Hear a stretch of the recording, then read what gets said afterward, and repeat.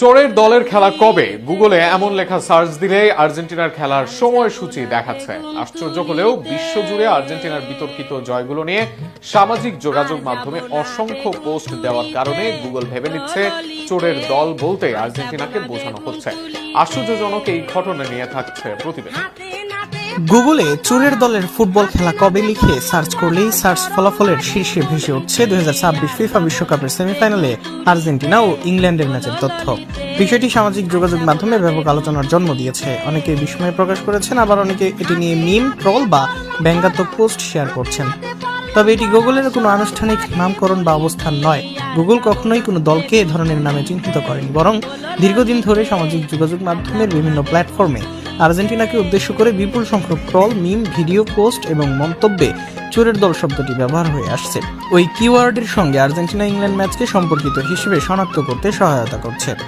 গুগলের search engine কোনো নির্দিষ্ট শব্দের সঙ্গে ইন্টারনেট সবচেয়ে বেশি আলোচিত এবং প্রাসঙ্গিক কন্টেন্টের সংযোগ বিশ্লেষণ করে ফলাফল প্রদর্শন করে। অর্থাৎ কোনো শব্দ বা বাক্য যদি দীর্ঘ সময় ধরে বিপুল পরিমাণ কন্টেন্টে ব্যবহৃত হয়, তাহলে সেই শব্দের সঙ্গে সম্পর্কিত বিষয়গুলো সার্চ ফলাফলে অগ্রাধিকার পেতে পারে। বর্তমানে ঘটনাটিও তারই একটি উদাহরণ। এই ট্রল সংস্কৃতির পেছনে রয়েছে ফুটবল ইতিহাসের অন্যতম বিতর্কিত অধ্যায়। 1986 সালে 22 জুন মেক্সিকো বিশ্বকাপের কোয়ার্টার ফাইনালে আর্জেন্টিনা 2-1 গোলে ইংল্যান্ডকে হারায়।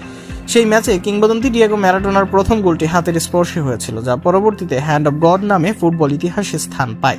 যদিও একই ম্যাচে তিনি প্রায় অর্ধেক মাঠ একাই ড্রিবল করে যে গোলটি করেছিলেন, সেটি আজও গোল অব দ্য সেঞ্চুরি হিসেবে বিবেচিত। এছাড়াও 2022 বিশ্বকাপে অনেকগুলো পেনাল্টি পেয়েছে আর্জেন্টিনা। 2026 বিশ্বকাপেও বিতর্কিত বিষয়গুলো পক্ষে নিয়েছে আর্জেন্টিনার।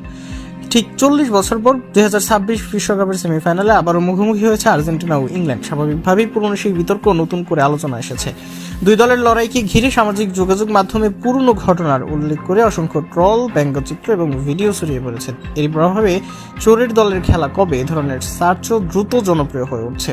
তবে সার্চ ফলাফলে আর্জেন্টিনার ম্যাচ দেখানোর অর্থ এই নয় যে গুগল দলটিকে ওই নামেই স্বীকৃতি দিয়েছে।